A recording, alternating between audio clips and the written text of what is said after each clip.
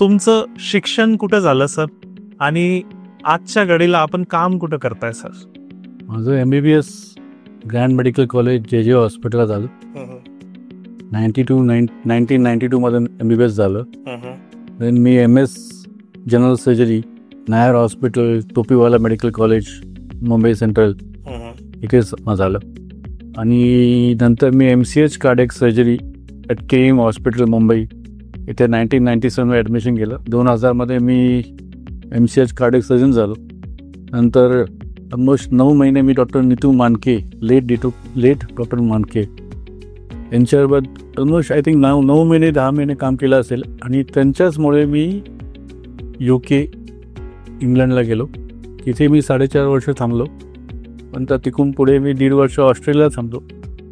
आणि वडिलांनी सांगितल्याप्रमाणे माझी कर्मभूमी नाशिक राहणार होती, म्हणून भारतामध्ये येऊन पण मी 2-3 ठिकाणी फिरून नाशिकमध्ये सेटल झालो. नाशिकमध्ये मी 2006-07 साली आलो आहे आणि तेव्हापासून नाशिकमध्येच काम करतो आहे.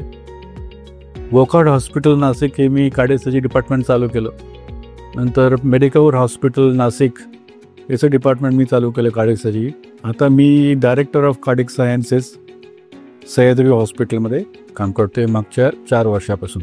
2006 ते 2021पर्यंत 7 ते 21पर्यंत मी साईबाबा हॉस्पिटल शिर्डी इथे पण दर बुधवारी सेवा दिली आहे.